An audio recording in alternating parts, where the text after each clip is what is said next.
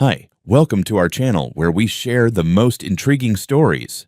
When a battle-hardened Army major leaves his remote desert ranch for deployment, he doesn't expect a suburban HOA president to invade it. But when she tries to steal his land and stumbles into a military zone, she sparks a war she's wildly unprepared for, and he never loses ground. The last morning before deployment always has a particular smell. Diesel from the airfield, scorched coffee from the break room, and that dry, unfiltered desert wind that whips through the east side of New Mexico like it's trying to erase your footprints. I stood on the porch of my ranch, boots planted, gear packed, my duffel sitting by the door like a loyal mutt. 150 acres of private land stretched around me. Rolling dirt, scrub brush, steel-framed hangars, and a runway that looked like it was ripped from a drone testing facility, which, to be fair, it partly was. I'm Major Clayton Reeves, 42 Signal Corps, 3rd deployment this decade. I bought this place 7 years ago after a nasty rotation in Helmand Province. Threw everything I had into turning it into what it is now, a hybrid setup. Part home, part auxiliary training and equipment storage under a federal lease. Government liked it because it was remote, self-contained, and under my name. I liked it because no one told me what shade of beige to paint my goddamn house. It was barely dawn when I checked in with Sergeant Dietrich and Corporal Alvarez, the 2 junior officers staying behind to oversee the incoming shipment of field relays. They were squared away, had their access codes, satellite phone, even the laminated list of what not to touch under any circumstances. Engineer Voss would join them later that day to prep the new uplink module for installation. I gave them final notes, patted the antenna like it was a dog, and climbed into the government SUV. 18 minutes later, I was wheels up out of El Paso. Guam was humid, hot, and loud, the kind of posting that leaves your boots permanently salty. I didn't think about the ranch much, aside from the routine updates. Equipment deliveries were logged, no perimeter breaches, power stayed stable. Until, of course, it wasn't. Exactly 3 weeks in, I got a message flagged as urgent from Dietrich. Not military urgent, which means this can wait until you're shot at, but urgent, someone had broken the perimeter, not just wandered in, broken in. Cut the southern lock, passed through the fence, entered the restricted drone hangar, and started filming. The footage was time-stamped. I stared at it through a secured laptop in a command tent smelling like mildew and generator fuel. A group of 5 civilians, all middle-aged, one of them wearing a pastel blouse and that kind of wide-brimmed hat that only 2 types of people wear, paranoid gardeners or women who lead HOA meetings with fascist energy. I didn't recognize her face, but I knew the posture, authority without jurisdiction. According to Dietrich, she'd identified herself as Karen Dalton, president of the Sunridge View Community Board. That was rich. Sunridge View wasn't just a different subdivision. It wasn't even in the same zoning designation. They were separated from me by a utility easement in a dirt access road that hadn't seen a tractor in a decade. The only shared thing was horizon. Apparently, Karen had declared my ranch abandoned industrial property. Her words, not a house, not a base, not a restricted installation tagged under a federal training contract. Just some rusty land next to her refined neighborhood, which she was now, get this, trying to beautify. Dietrich had been professional. He'd asked them to leave. They refused. They'd brought flyers. Real flyers. Glossy prints with fake HOA seals saying proposed reclamation for community expansion. He took photos before calling in security protocol Sierra 9. Military police were too far. So instead, he called in a neighboring air station's rapid response team, just as I'd trained them to. 14 minutes later, a Black Hawk descended onto the runway like a mechanical thunderclap. Karen and her cronies didn't even have time to finish filming before they were face down in the dust, getting their devices bagged and tagged. One of them had tried to argue something about a citizen's audit. That guy got extra zip ties. I watched the helmet cam footage from Guam that night. They'd walked around like they owned the place, filming antennas, peeking into containers. I wanted to throw the laptop across the tent. Instead, I forwarded the footage to my JAG contact. The next day, I started making calls. This wasn't trespassing. This wasn't some neighbor chasing kids off a lawn. This was a federal-level breach, caught on tape, during a window when encrypted equipment was being staged for transfer. And to make things worse, the only reason they even considered it abandoned was because Karen had decided the land looked messy. She didn't check the county assessor's office. She didn't check federal land tags. She sure as hell didn't try to contact me. She saw metal, got scared, and thought she'd play hero in a pastel hat. By the end of the week, the Army had moved all temporary operations to a mobile command center 20 miles north.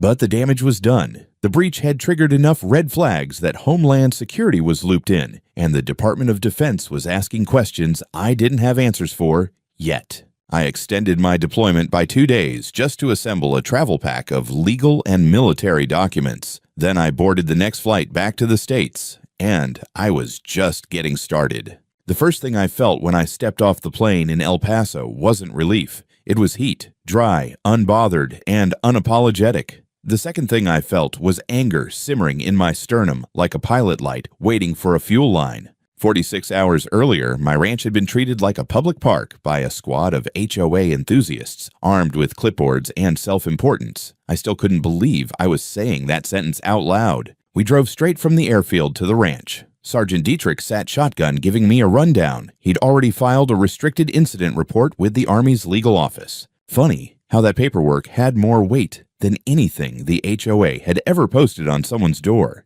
As we pulled up to the southern gate, the damage was obvious. The padlock had been sheared off with a bolt cutter. Pieces of it still lay scattered on the dirt like busted teeth. What I wasn't prepared for was the silence. No hum of generators, no chatter on radios, no movement beyond the wind. The place looked frozen, like time itself was waiting for me to show up. We passed by the first hangar, and I spotted the Blackhawk still parked on the runway, rotors secured. The response team was still on site, along with 2 unmarked SUVs and a Department of Homeland Security van tucked behind my main hangar. The moment I stepped out of the vehicle, an agent in a plain windbreaker intercepted me. "Major Reeves, Agent Romero with Homeland Security. We need to debrief you immediately." I glanced past her to my own front yard, where 5 civilians sat cuffed on folding camp chairs like they were waiting for a picnic to resume. Karen was among them, arms crossed, jaw clenched, eyes burning with the outrage of someone who believed the universe ran on HOA bylaws. "For the record," Karen snapped, "we have every right to perform a community audit. That road is historically shared access. This property is under your neighborhood's jurisdiction." I stared at her for a full heartbeat. "This is private land under federal lease," I said. "And you are sitting on a military landing strip. Those 2 statements should never exist in the same reality." She huffed, as if I'd simply misunderstood her authority. Agent Romero guided me away from the group and into the hangar. Inside, Corporal Alvarez and Engineer Voss were cataloging items into evidence crates. Cameras, phones, printed maps, even an iPad with a mock-up presentation titled Greenview Community Trust Phase 1 Acquisition. That name hit me like a slap. "Trust," I repeated, "as in a legitimate charitable fund." Romero's jaw worked side to side. "Registered 3 weeks ago. Claimed purpose: ecological restoration. Actual activities: transferring HOA dues into the trust, using those funds to contract assessors and real estate scouts." So Karen had formed a fake charity to funnel HOA money into a private land grab. Creative, illegal, insulting, a trifecta. The agents guided me through a reconstruction of the breach. Alvarez played back audio recorded from the hangar's internal mics. The sound was grainy, but Karen's voice carried with that bright, nasal tone reserved for people who've never been told no. "Once we establish a neglect, we can file for community reclamation rights. The board will approve sale through the trust." Then another voice, male, smug. "Once we subdivide, lot values here will triple." I leaned forward. "You're telling me these people tried to sell land they don't own?" Romero gestured to a folder. Inside were printed emails seized from Karen's tablet. She had emailed a developer promising early investor access once the abandoned industrial parcel was transferred to the trust. "Jesus," I muttered. "They weren't trespassing. They were surveying and recording." Voss added, "They opened crates. One of them tried to power up a comms relay. Might have interfered with encryption signals if Alvarez hadn't stopped him." Romero nodded soberly. "That's why the feds are here, Major. Civilians tampered with defense equipment. That escalates this beyond trespass." I walked back outside. Karen looked up at me like she expected an apology. Major Reeves, she said loudly, projecting her voice toward the other board members. We were exercising our right as residents to... You broke a federal perimeter, tampered with restricted communications hardware, and attempted to inventory a government storage site.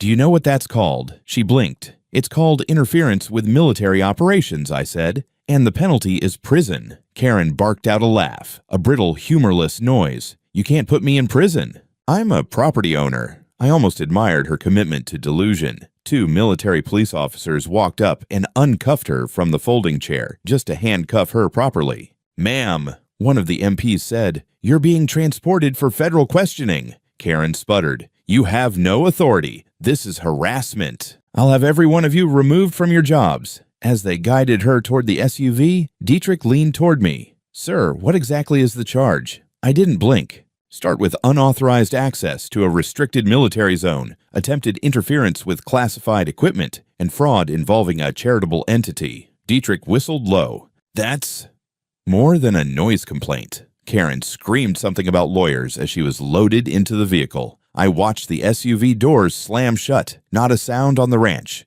not even the wind. And I felt something I hadn't felt since my first deployment. A clean, sharp certainty. This wasn't over. Not by a long shot.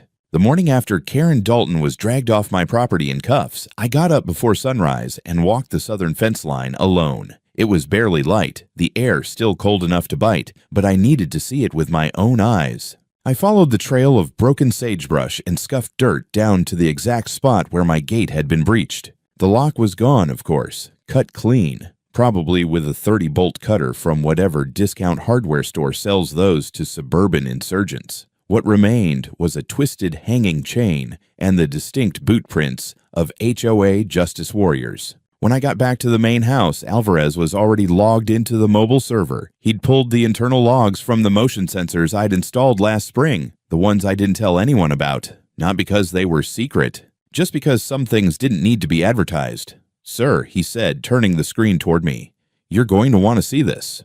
What I saw wasn't just Karen and her HOA entourage slipping through the gate. It was 4 separate visits in the prior 2 weeks. They'd been casing the property, walking the perimeter, flying a civilian drone overhead, trying to map the outbuildings. One night, someone even tried to ping the Wi-Fi node near the east shed. I smiled. The node was a dummy. No signal, just a decoy with a logging protocol attached. It had captured 2 attempts to connect from a phone registered to Greenview TrustToComcast.net. That was the moment I formally activated Operation Net, my own low-tech, high-satisfaction trap I'd built into the ranch's infrastructure. Hidden battery-powered cameras, decoy servers that looked like unsecured networks, but only existed to record intrusion attempts. All self-contained, no internet access, no cloud storage, just a hardened laptop and a rotating hard drive. Every signal, every data packet, every swipe of their phones was already archived and time-stamped. The deeper I dug, the worse it got. Alvarez and Voss began extracting data from the devices DHS had bagged during the arrest. Karen's iPad was a gold mine. Inside, an email thread between her and a man named Carl Mendelson, a regional property investor. In the emails, Karen promised him early access to vacant acreage adjacent to Sunridge View, complete with her assessment that the owner was unlikely to contest sale due to prolonged absence. She was trying to sell my land while I was on deployment. Not only that, she'd filed a request with the county zoning board to review neglected industrial space for potential community development. She claimed she had verbal permission from the outgoing tenant. I was the goddamn tenant. I was also the owner. That's when I decided it was time to fight smart, not just strong. I reached out to Jake Lawson, a former intelligence analyst I'd worked with back in Kandahar. Jake had one of those faces you forget 5 seconds after meeting him. Clean-cut, middle-aged, utterly generic. Perfect for what I had in mind. Jake, I said over a secure call. You still got that burner business license we set up for counter-fraud ops? He chuckled. Clay, you know I've got 3. Want one with a fake office in Santa Fe or Scottsdale? Give me the one with the Santa Fe address. And you're a developer now, interested in buying some soon-to-be reclaimed HOA land. Jake understood immediately. Within 24 hours, he reached out to Karen's Greenview Community Trust via a public contact form they'd stupidly left online. He posed as Jeffrey Barnes, a real estate investor with a special interest in ecologically revitalized communities. He requested a call to discuss lot acquisition prior to public listing. Karen responded within the hour. I sat in the command room, watching the video feed from Jake's button cam as he met Karen at a coffee shop 2 towns over. She was dressed like someone who thought collared shirts meant credibility. They shook hands, sat down. She laid out a map. "This is the area we're working to recover," she said, circling my ranch on the map like it was a cancer she was planning to remove. "We expect to have jurisdiction clarified within the next 60 days. Jake nodded. "And the current owner?" She smiled. "He's military, off base. Probably won't return before the HOA finalizes reclamation." She handed him a folder with a proposed payment structure. "Early access buyers get priority if they sign a good faith agreement now. Once the trust finalizes legal control, you'll already be grandfathered in." She had it all: timelines, surveyor reports, fabricated, and a pre-filled letter of interest. Jake played it perfectly. He feigned interest, asked about lot sizes, nodded at all the right moments. Then he asked the million-dollar question. "So, just to be clear, you're saying this land will be part of the HOA soon?" Karen didn't blink. "It already is, in spirit. The board has approved the integration pending legal clearance. Paperwork's just a formality." The smile she wore when she said that was pure poison. Jake thanked her and left. By the time he emailed me the footage, I was pacing like a caged animal. I sent it straight to my attorney and copied Homeland Security, the military's legal office, and the Department of Justice. Karen had crossed every line. She didn't just trespass, she didn't just lie. She built a structure, an actual, traceable scheme intended to fraudulently acquire private land for personal financial gain, using the false front of a charitable trust. And she thought I wouldn't notice because I was wearing a uniform 3,000 miles away. I looked out across my hangars. The wind had picked up again. Dust swirled across the tarmac like it had somewhere to be. So did I. By the time Karen's coffee shop confessional made it into the hands of federal investigators, the dominoes had already started falling. But I didn't want to leave anything to chance. Not with someone like her, someone who operated with the confidence of a cult leader and the plausible deniability of a PTA president. You don't corner people like Karen. You let them walk themselves into the cage. So I gave her more rope. I knew from the email logs we pulled that Karen had been in touch with a handful of local developers. Small fish mostly, but one name kept popping up in the metadata: Monarch Terrain Solutions. I'd never heard of them before, but I didn't need to. The moment I saw that they'd expressed interest in a property tied to my address, I had Voss start crawling through the Greenview Trust's tax documents looking for financial activity. What we found was classic HOA-style fraud, dressed up in the soft pastels of community betterment. Karen had used board-approved funds, money pulled from monthly homeowner dues, to pay for environmental review consulting, community outreach, and access road maintenance. On paper, it sounded noble. In reality, the checks were made out to shell companies. 3 of them tied back to her nephew, 1 traced to her personal accountant, another went through a fake landscaping firm that never filed a single invoice. This wasn't just trespassing or speculative real estate hustle. This was organized embezzlement. I printed out the whole paper trail, annotated it, and forwarded it to the district attorney's white-collar crimes division.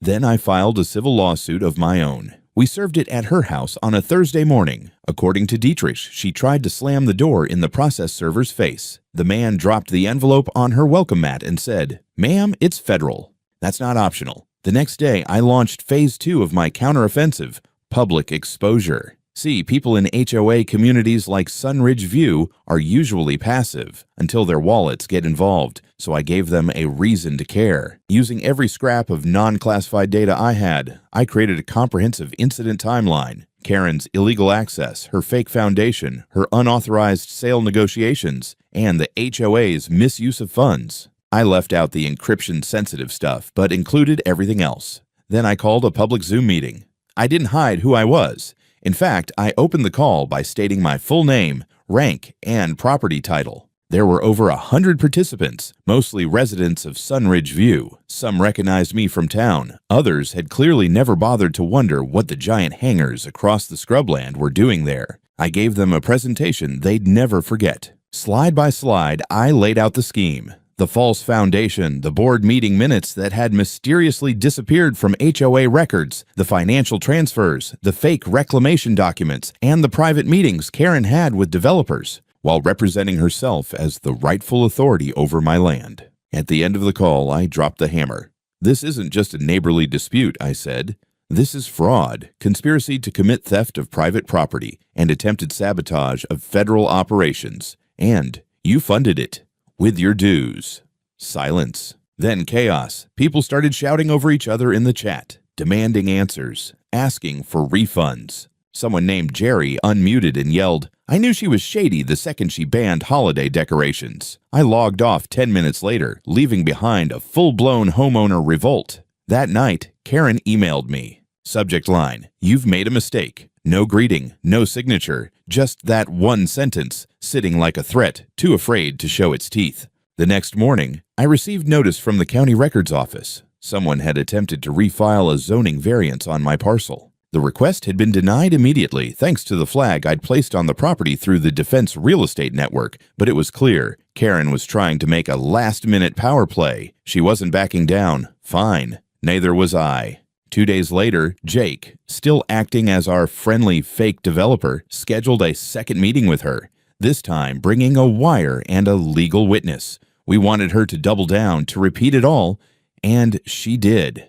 In 60 days, we'll have it locked. Once the trust absorbs the parcel, we'll file a fast-track subdivision permit. HOA control means we can zone it however we want. That land is gold. She even joked about paving over my drone runway. I sent the new recording to Homeland Security and copied the assistant U.S. attorney handling the fraud probe. Then I turned back to my property and got to work. Using the settlement money from a prior DoD contract, I hired a private firm to erect a perimeter wall, concrete, 10 feet high, barbed wire at the top. Not decorative, functional. I added infrared cameras on pivoting gimbals and floodlights that activated at motion. My land wasn't just defended, it was fortified. Karen could file all the fake paperwork she wanted. She could host HOA barbecues, call in character witnesses, or stand on her porch screaming into the wind, but she would never set foot on my land again.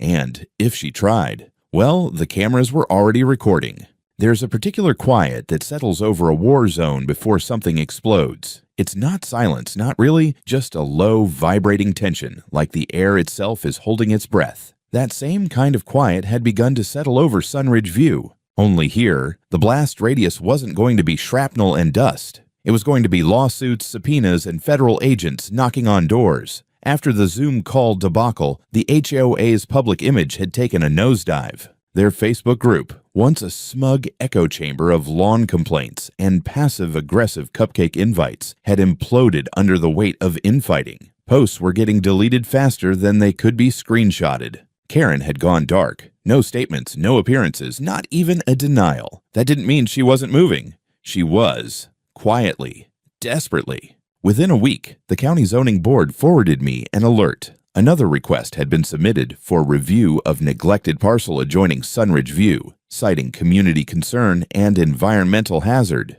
The attached documents looked official until you realized the environmental report had been authored by a company called Southwest Ecological Oversight, LLC, which, as Voss quickly discovered, didn't exist before 3 months ago. Its listed business address was a P.O. box. The signature at the bottom of the report, a man named Bryce Dalton, Karen's nephew. That would have been amusing if it weren't so criminally sloppy. I forwarded the report to the state's Attorney General's office with a note. Fraudulent filing of environmental concern using fictitious third-party entity. See attached supporting evidence. Meanwhile, inside the HOA, things had gone from unraveling to outright mutiny. I started getting emails, anonymous at first, then named, from board members who wanted to jump ship. One in particular stood out. Mark Inglewood, a former Navy medic and current treasurer for the HOA. He asked to meet. We sat down at a dusty diner off Route 93. I ordered black coffee.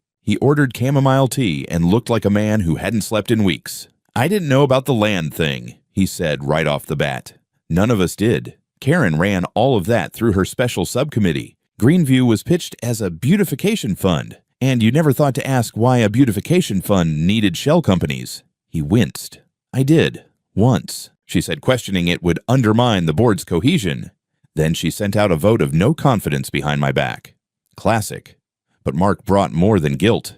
He brought documents, internal memos, expense reports, and the HOA's private Slack archive. One thread in particular showed Karen instructing her inner circle on how to prepare public perception for land reassignment. She used the phrase strategic acquisition through community narrative. I don't know where she picked that up, some snake oil real estate seminar or a TEDx talk for suburban tyrants, but she clearly believed it. Armed with these receipts, I added 3 more charges to my civil suit: fraudulent use of HOA funds for personal gain, attempted misrepresentation of land title, and coordinated conspiracy to defame a property owner for financial leverage. My attorney filed the motion just before close of business on a Friday. By Monday morning, the judge had granted a hearing date. I made sure every local news outlet got a copy of the docket. That week, things reached a boiling point. A local news affiliate ran a segment called Neighborhood Gone Rogue. The B-roll showed aerial drone footage of my fortified ranch, spliced with footage of Karen smiling at a ribbon-cutting ceremony from 3 years ago. The juxtaposition was perfect. Viewers were livid. Comments flooded in. Then came the protest. It wasn't huge, maybe 20 people, some from neighboring communities, a few HOA residents holding signs that read things like, "Not in my name," and "Karen doesn't speak for us." One guy showed up dressed as a traffic cone for reasons I never figured out, but the point was made. Karen had gone from feared HOA president to punchline, but like any good snake, she had one last wriggle in her. That Thursday, while I was reviewing surveillance footage from the new infrared units along the eastern fence, I noticed something strange. One of the external motion sensors had been tripped at 2 hours and 14 minutes in the morning. No breach, just movement. I pulled the footage. What I saw made my blood run cold, and then boil over. A hooded figure walked up to the new wall, looked around, held up a phone, and took photos of the surveillance camera itself. I zoomed in. It was Karen, not caught red-handed, but caught blue glow in the face from the phone screen. She stood there for almost a full minute, just glaring at the wall, like she could will it into collapsing. Then she turned and walked off into the darkness. I downloaded the footage, time-stamped and GPS locked, sent it to DHS and the court clerk. I also printed a still frame and mailed it, certified mail, to her home address with a sticky note. "You're trespassing again. Cameras record everything. Don't be stupid. No threats, no escalation, just a warning." I didn't hear from her after that, not directly, but I could feel it, like pressure building behind a dam.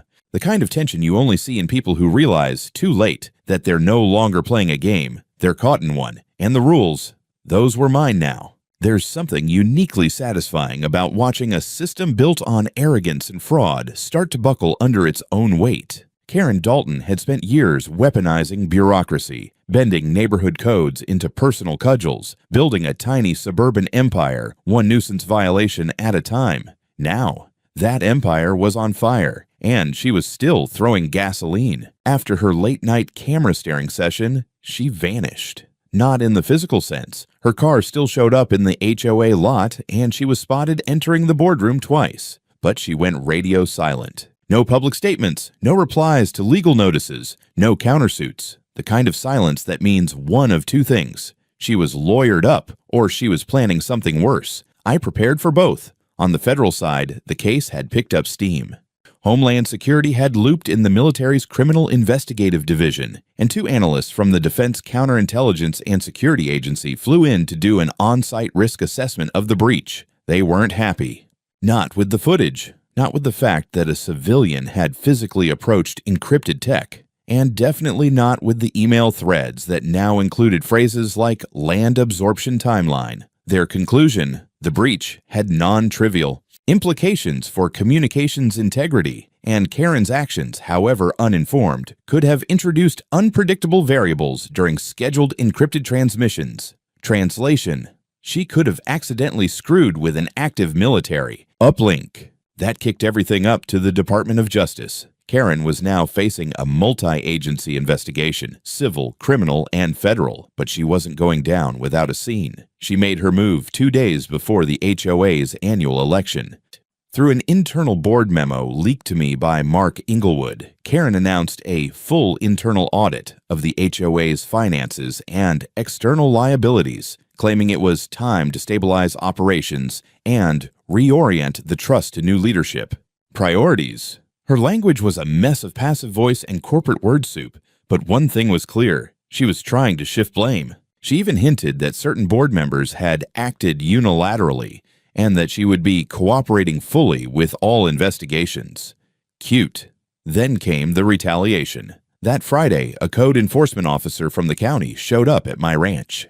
He was polite, apologetic even, said he was following up on an anonymous complaint about unpermitted structures and hazardous installations. He handed me a form with the complaint details: unsafe fuel storage, improper fencing materials, excessive lighting, and non-residential activity inconsistent with zoning. I read the form, looked him dead in the eye, and asked, "Did the complaint mention drones, hangars, military assets?" He blinked. Yeah. Said something about weaponized surveillance." "Right," I said. "And you're standing on a federal auxiliary site registered with the Department of Defense under active operational status. Do you want me to call the base and have someone explain it to you?" He raised his hands. "No, sir, just logging the visit. Honestly, I think I know where this came from." He didn't say her name. He didn't have to. I scanned the form again and noticed the line about the lighting system. Excessive illumination, it read. The floodlights were motion-triggered, military-grade, and pointed inward. The only way anyone could have seen them activate was from the field beyond the eastern fence, right where Karen had been standing. She wasn't just being petty, she was laying a paper trail, a pathetic attempt to make my property look like the problem. Maybe she thought if she buried me in enough nuisance complaints, I'd back off. Maybe she still believed in the HOA version of scorched earth, so I scorched back. My legal team filed a cease and desist order against the HOA, Karen personally, and the Greenview Community Trust. We demanded immediate suspension of all outreach, development, or sale activities involving my parcel, full audit of HOA expenditures over the last 18 months, and legal preservation of all digital correspondence for pending discovery. Simultaneously, we filed a request for a preliminary injunction to block the HOA from using any community funds for legal defense. That last part hit harder than expected, because it turned out Karen had already siphoned nearly $84,000 from HOA reserves to pay for her personal legal counsel under the guise of executive board protections. When the treasurer saw that in our filing, he resigned on the spot and publicly posted the resignation letter on the HOA bulletin board. The news spread like wildfire. Within 48 hours, over 40 households had signed a petition to dissolve the HOA entirely. That kind of move doesn't happen overnight. It takes court approval and a majority vote, but it sent a message. Karen had gone from queen of the cul-de-sac to public enemy number one. That weekend, a federal court in Albuquerque reviewed our injunction request. The judge didn't just approve it, she escalated it. Under the False Claims Act, Karen was now being investigated for misuse of nonprofit funds, fraudulent filings with the zoning office, and interference with federally protected infrastructure. Her assets were frozen.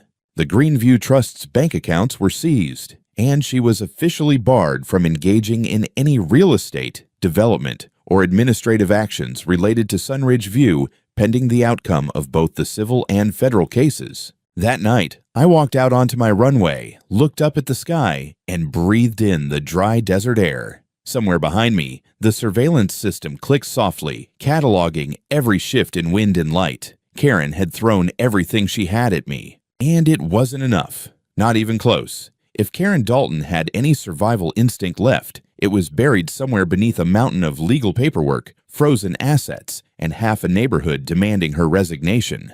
But to her credit, or delusion, she didn't slink away quietly. No. She came out swinging, teeth bared, like a cornered animal in a pantsuit. It started with a motion to dismiss. Filed through her new legal team, pro bono, courtesy of some small-time firm that clearly didn't read the case file before signing on, Karen claimed that all actions taken by the HOA, the Greenview Trust, and herself were done in good faith, with the intention of preserving community value. She tried to frame her land grab as a misguided civic initiative born not from greed, but concern.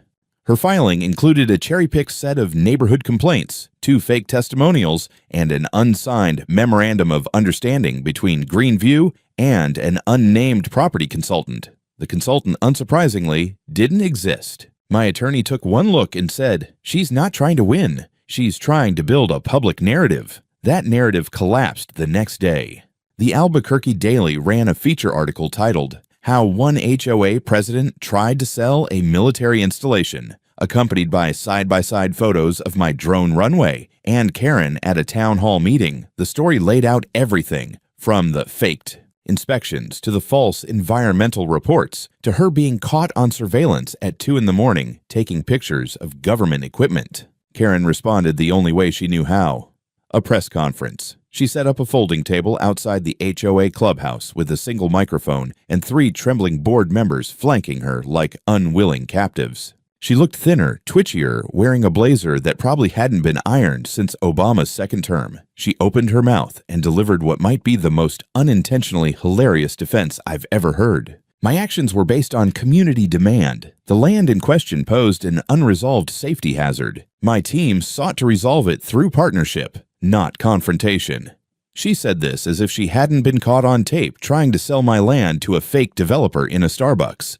Then she made a fatal mistake. She claimed, on record, that she had received verbal approval from a Department of Defense liaison. That lie was her undoing. See, the thing about lying to the public is that it's embarrassing. The thing about lying to the federal government, that's a felony. By the next morning, the Department of Defense issued a formal statement denying any contact with Karen Dalton or the Greenview Trust and affirming that the land in question was under active auxiliary lease and considered a restricted operational testing zone during the dates in question. That triggered an immediate federal charge: false statement regarding national security matters. The U.S. Attorney's Office added it to the growing pile. Her legal team quit, literally walked away. At that point, everything started unraveling faster than even I anticipated. Subpoenas landed on the HOA's desk like artillery shells.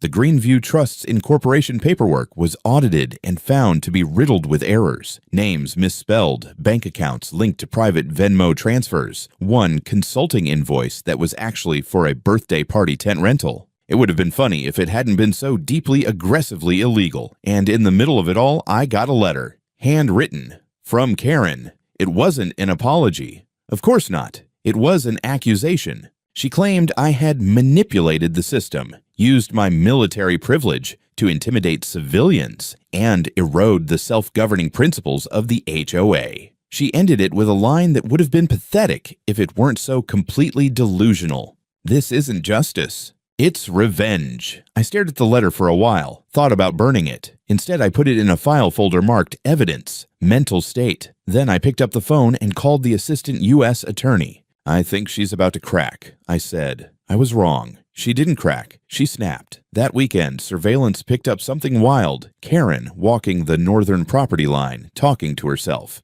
No phone, no camera. Just pacing, muttering, occasionally pointing at landmarks as if giving some kind of invisible tour. She never crossed the line. Not physically, but mentally. She was long gone. On Monday, her attorney filed a motion to declare her temporarily unfit for legal proceedings, citing mental exhaustion and acute stress response. The court ordered an evaluation. Meanwhile, the HOA formally voted to suspend her indefinitely. A temporary president was appointed, Mark Inglewood. His first act was to issue a formal apology to me, to the residents, and to federal authorities. He also began the process of dissolving the Greenview Trust entirely. But the damage was already done. Karen wasn't just facing civil ruin anymore. She was under criminal investigation for fraud, wire fraud, attempted interference with military operations, false statements to a federal agency, embezzlement, and obstruction of justice. It was a 6-charge federal case, and I had a front row seat. One chapter was about to close,